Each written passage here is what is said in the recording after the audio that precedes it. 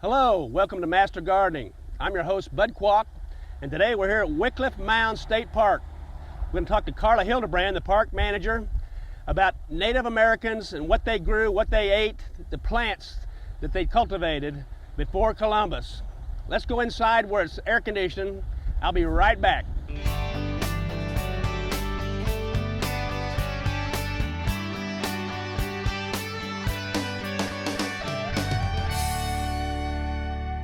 Carla, we're in the history room and you got all these artifacts and pictures and what have you.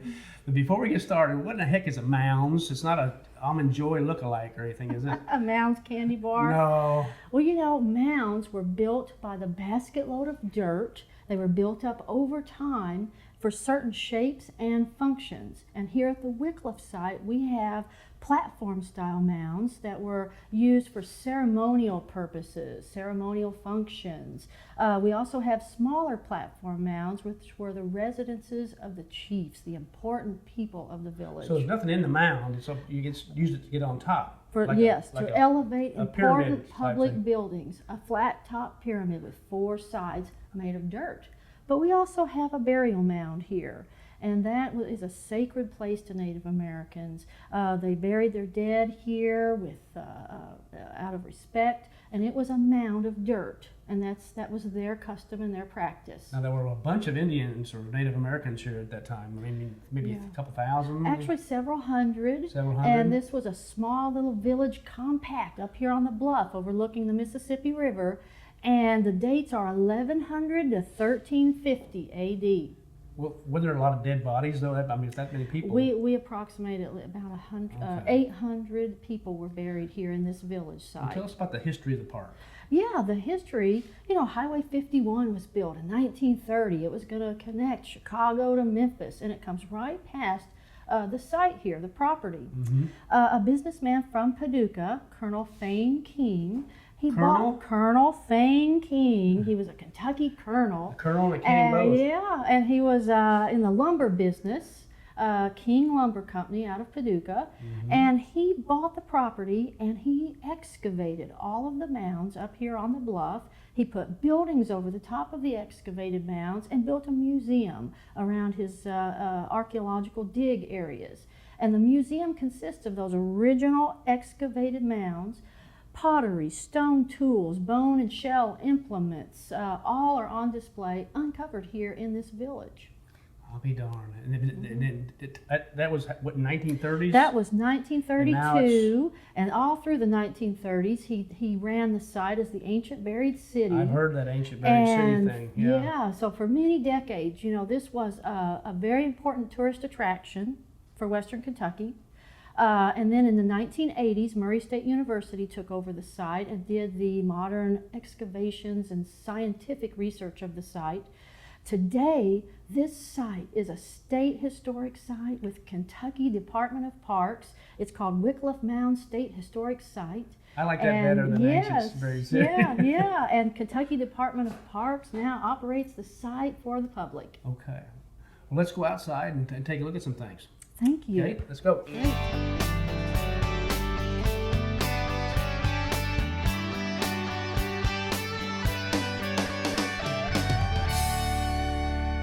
Carla, this is really a healthy bed. I mean, these plants, it's in the 90s every day in Western Kentucky. These plants look like they don't even care. And I don't even know what some of these plants are. They're not in my garden. I know the Echinacea is. Mm-hmm. But why is this bed right here in front of out here in the middle of the parking lot? Well, I started this bed a couple of years ago because we saw that the landscape here, if you kind of look around here, there's no trees or anything. There's no trees, there's no landscaping. The trees that had been here over in the past, you know, died naturally or through storms, and we couldn't replace them because of the archaeological deposits here. We can't dig into the soil because we've got to protect the archaeological integrity, exactly. And we also knew that we couldn't just plant anything in a raised bed because we would, we don't have the time to really put into every year replanting, remulching, right? I hate it, yeah. So we thought, native plants, things that you see on the highways and roads, growing, just wild native plants that would have been here when the Native Americans lived here in the 1100s and 1200s. We thought, well, that would probably be the best thing that we could do to help soften up the welcome center and make it look more interesting to visitors. Now, a colleague of mine in state government recommended the Salado Wildlife Education Center. They have a native plant program. And the Fish and Wildlife Agency was able to help a Kentucky State Park by providing us with these little plants of these native varieties. Yeah. And now, when we first planted them, I mean, they were just little bitty, you know, they're not anymore. plants, and they have really taken off. Doing really this well. is year 2. They're doing really so well. they 6 have feet really, tall. yeah, Joe Pye weed, and we got a variety. They provided us with all types that you would see just in the native environment here. And that's one thing that's really great about this is they love this hot environment. Dry. They require very little watering or tending to. And we can use it for interpretive programs and education to try to show what kind of plants were in the environment here, you know, 1,000 years ago. 1,000 years ago, these plants were very common back then. Mm-hmm. Yeah, and some of them were used for food, some for medicine, and different things like that. Very few for probably for decoration, or maybe some decoration. Maybe. Now, the Echinacea. Let's go through these and look see which ones you have here. This is Echinacea. Mm-hmm. I know you've got a chart there. This is Joe Pye weed. Yes. For a lot of us country boys in West Kentucky know what Joe Pye weed is. Let's see, what else have we got over here? Well, we have got this is about ready to bloom right here. well, that's a gray goldenrod. Goldenrod. Yeah, okay. gray goldenrod. Goldenrod And is isn't that's the state flower. State flower. Yeah. So that's And it's not the ragweed that everybody hates. no. That gives you the allergies. And what is this? This is called autumn sneeze weed. It's just a bush, and I think it has a purple flower when it blooms. yes, and More Joe Pye weed. More Joe Pye weed. This is a rattlesnake weed. That's really an interesting looking Yeah. plant there. It's almost like a thistle type plant, but I'm assuming that the leaves are the reason why people call it the rattlesnake. Yes. Around on the back side, we've got the bee balm, wild bergamot, I don't know if we can see rose that or not. mallow, western sunflowers. All of these types of plants would have had some type of use, and like you said, either medicinal through teas or with their plant, the flower bulbs or the leaves. But in the case of like rose mallow, the root would have been used. Jerusalem artichoke, that root bulb would have been used to eat. The mallow is really beautiful. It's like a hibiscus almost. It really, Yes. I think it's in the hibiscus family. Yeah. But it's mallow, and I don't think I've ever seen a mallow up close and personal like this. I know the Japanese beetles look like they liking it pretty good. Yeah, that's that's not fun. And this is some it's Monarda, but it's bee balm. I wonder what Well, they we're use that calling it wild bergamot. with. Wild bergamot. Wild bergamot. And smell the, and I'm sure you have done this, but you know, it's got that really type of herbal type of smell to the leaf. Oh yes. Yeah. Almost like spearmint or something. Yes, yeah. I think the stem is a square, which means it's in the mint family. Oh, okay. Well, see, I'm learning something. Yeah. Bergamot. Okay. Well, let's go. You know, isn't wild bergamot the main ingredient in Earl Grey tea? I'll be darned. I think it is. Let's go look at there's your trail in the back where you have all these wild plants growing along the trail. It's shady, I think. Yes, it is. Let's go back Yes. into the shade. Great, thanks. Okay.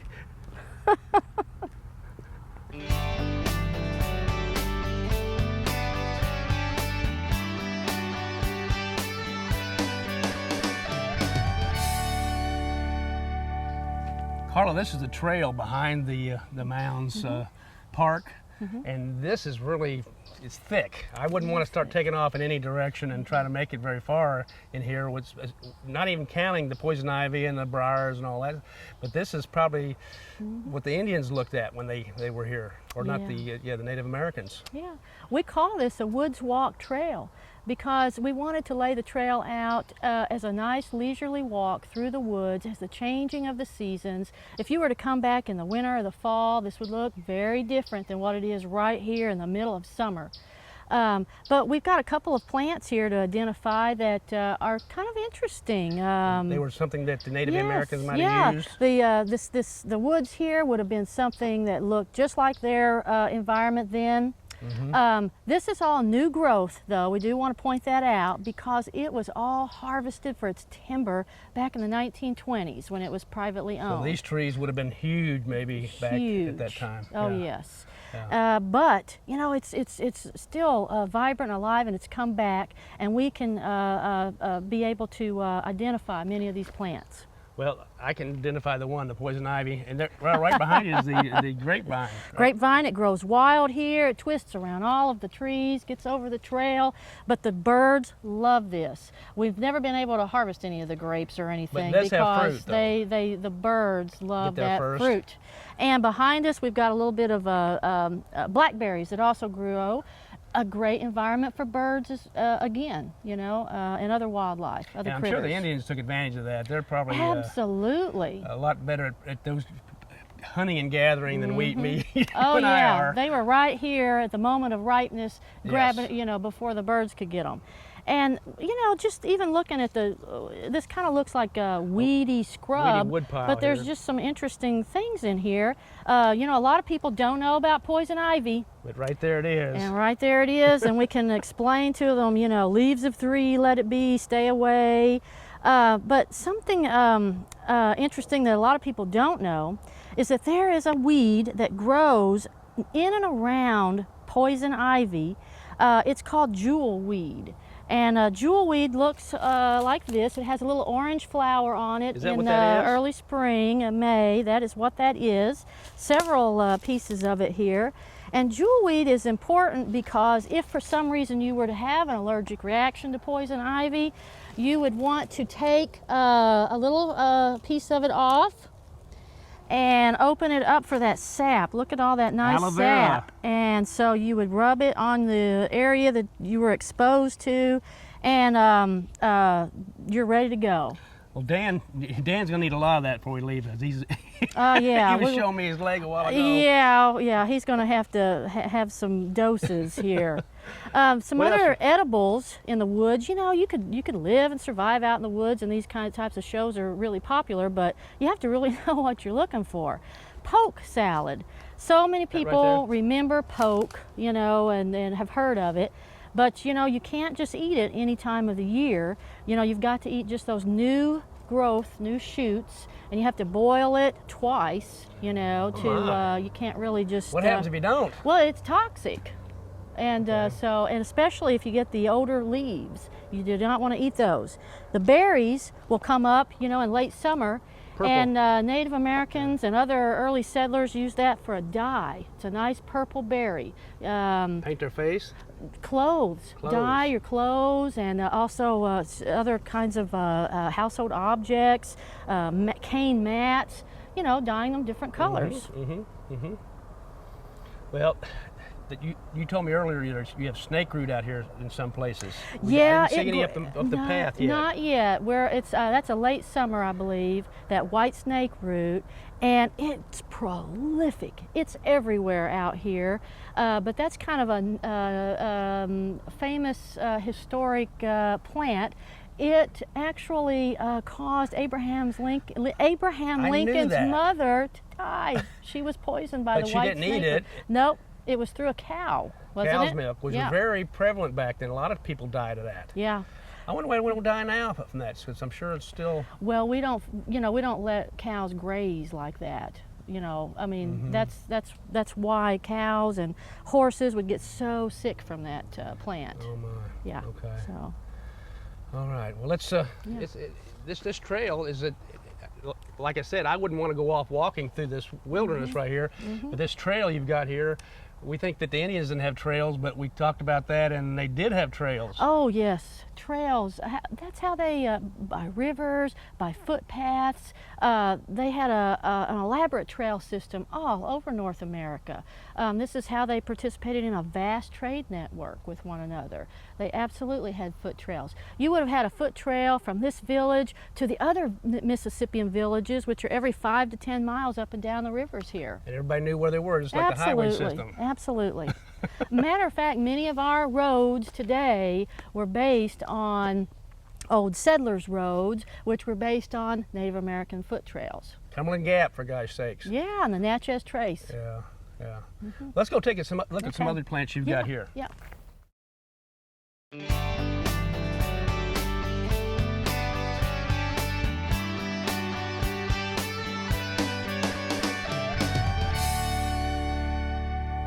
Carla, these grapevines are great. Was there any use for them maybe no? Well, you know, other than just the grapes themselves and the grape leaves, you can use them for like a little paper, what we use paper napkins for. You know, they would use grape leaves for holding food, bits of food or something like that. The Food Network still does that. Yes, absolutely. Yeah. But these grapevines, I'm not really sure. But it's attached to one of the largest trees that we have left. They must have. That's great. It's called a cherry bark oak.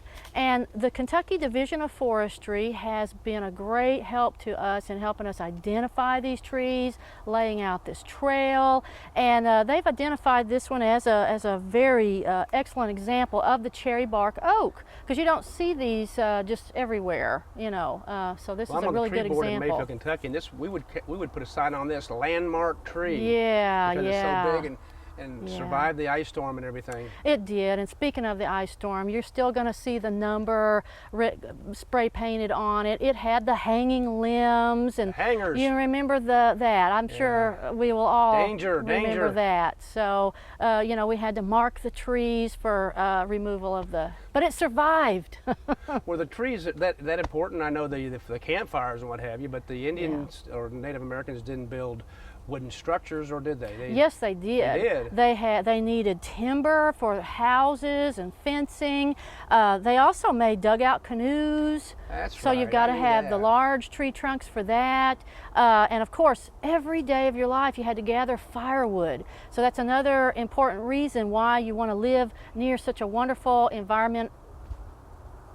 Oh, okay. Well, you said something about the cedar tree was also one they used in the burial ceremony sometime, maybe? Yeah, cedar was an important tree to Native Americans, and it had special ceremonial purposes for them. Let's go around the corner. There's a couple more plants over here I want to look at.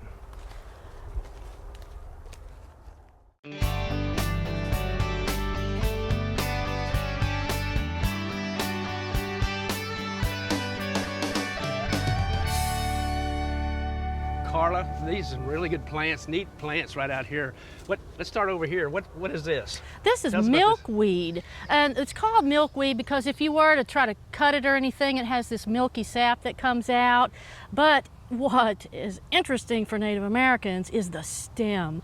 That, if it's dried, you can make a rope, cordage, string from the plant fibers. Not hemp, is it? No, it's not hemp. It's just milkweed, but it makes a really nice string and cordage. And you would twine it together, you know, and it's very fibrous. So it's a very useful plant to have around if you've got to have, you know, string and rope. Well, I remember the pod gets so big and it busts open. It's beautiful. People put it in their arrangements and things like that. It's very expensive. Really? If you want to get it just at the right time. Oh. Now what is this behind here? I know exactly. That is a large, a mature poke weed sample with the berries starting to come on, and they'll get really purpley and juicy, but you absolutely don't want to eat or consume them, but you can mash them and boil them, and the water from that boil makes a great purple dye. Okay, and now this, we're going to talk about this. This is a beautiful tree. That's a sumac tree. That's one of our really large examples of sumac. It gets really red colors in the fall. Sumac, some people are allergic to sumac. The berries that it produces can make an aid, like lemonade. It's sumac aid, and you can drink it. It's a very refreshing drink. What's it taste like? You've ever tasted it? You add sugar, because otherwise it would taste just like a kind of a sour berry type of drink. Now there's one more plant in here. I don't know if we can get it on the camera or not. Yeah, the passion flower. Passion It creates a little gourd, but the gourd, the little green gourd, is not the type of gourds that we know of that are for like birdhouse gourds or dipper gourds. It's just a very beautiful purple flower on it, and it is a native plant. And the honeysuckle, of course. Exotic, needs to be eradicated. It's not Okay. from here, but it's really taken over. Okay. All right. Well, thanks. Let's Okay. get it out of this Yeah. heat. It's hot. Ooh.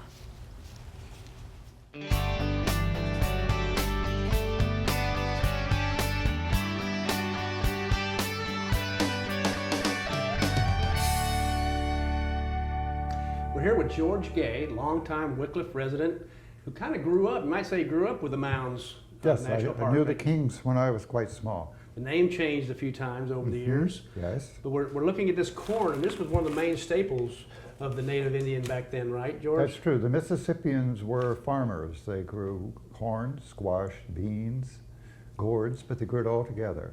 It was not In the same separate farming. patch. Mm-hmm. So the beans grew up the corn and Grew stuff, on the corn. and the squash helped keep the weeds down, you said. No? Well, I would assume that's how it Yeah, happened. like a But mulch. they seem to know a lot about agriculture. Yeah. And this is a modern pistol. That's the real thing, Pistol, isn't it? that's right. And this is the small one that we can demonstrate for grinding corn. This is hybrid corn that we're using because it shows well here. And children are especially interested in this. I'll bet. Sometimes 5- and 6-year-olds will come and I show them how to crack the corn first. So you crack it with one end. Crack and it you- with the sharp end, and then you begin to do this. And I hold this for them. So now you turn the mortar. There you go. This I'm an is expert already, George. This is how we do I it. can do this in my sleep. Yeah, now let me show you. Take both hands and get fancy. Okay. There you go. Okay. Now this corn is hybrid corn. What about that corn in a basket over there? Is That's that Indian corn, and we're keeping that for display. okay? But the corn back then was probably a lot smaller and multicolored like that, probably, right? Well, in the research I've done, it was more this size. More that size. Mhm. And that would make it. It wouldn't be yellow. It'd be black or multicolored cornmeal. Multicolored, and there's one historic corn that is red, like this. Red was very important. This is to the multi. Native This is where it began to get hybridized with others. Now, other this, corn. this is stone, so you're getting You're getting some grit. some grit Yes. into the cornmeal, Yes, which explains their teeth being bad. that's over right. those. And at the time, they didn't know the difference, Didn't know the difference. but they were glad to have corn for food. Yeah. Well, George, I appreciate you being here today. My pleasure. Showing us, We appreciate this you being here. technique, and we're going to go back outside and look at some more plants. But yes, can I take this home and put it in my biscuits tonight? Yeah? Well, cornbread. Okay. Thanks, Cornbread. George.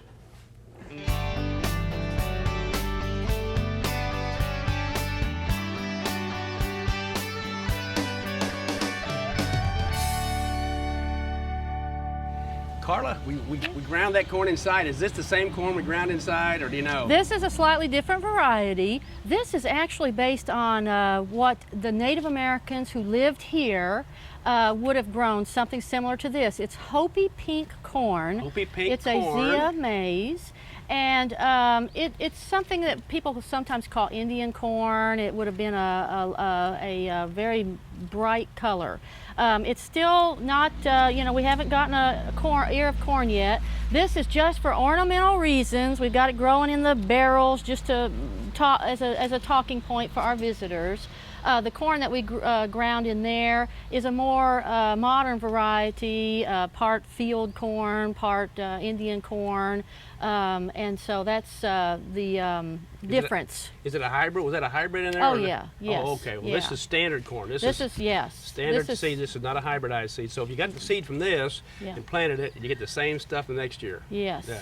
Yeah. So I'm going to have to come up here this fall and steal some of that. Oh, well, yeah. We'll have to. I hope it makes something. It's doing real well in the bucket. You've got a lot of yeah. corn in one little bucket here. Yeah, you know, and this was a grand experiment, okay? I mean, we didn't really know if the corn would grow in here or not. We were trying to think of interesting things to show and visitors, but it seems to be taking off very well. We do have to water it every day, and we're not growing it, you know, to eat, just to show and tell. Now you see, you go along the road and you see these big 10, 15 foot corn plants. Those are hybridized. Yes. Back when the Native Americans were growing corn, this is probably about the size of the corn, wasn't it? Yeah, I think we're right there, where as tall as this will get.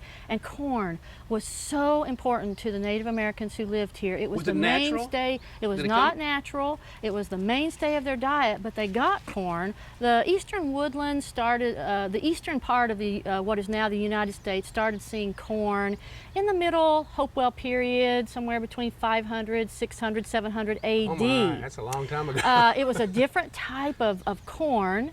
It was a very small variety of corn. The grass. But yeah, but it was still, it was edible corn. And this corn came to the eastern part of the country from the southwestern United States. The southwestern Native Americans got it from South America, where corn originated. I'll be darned. Corn originated thousands and thousands of years ago by the native people in South America. They grew it from a wild grass called teosinte. And from teosinte, they kept tinkering with it until they got the right type of kernels well enough to eat, and something that we would know as the small little type of Indian corn. Oh my, and everybody, I bet almost all of our viewers think that corn is native to North America, but it's not. South America. It's native to South America. And that long ago, it slowly worked its way up. It slowly worked its way up. We don't think that many people were living here back then, but there were lots. Oh, thousands of people. And Native Americans have been living in Kentucky for nearly 10,000 years. Oh so this is not something that's just, you know. Daniel Boone wasn't the first one? No, sorry. Yeah, definitely before Boone. Doggone it, that ruined everything. I know. Well, Yeah. Carla, we're almost out of time. Okay. Thank you so much Thank for you it. Was very really much. entertaining, and I've learned so much. I too. I've learned a lot too. Well, good. And thank you, viewers of Master Gardening. Please tune in next time. Until then, good gardening.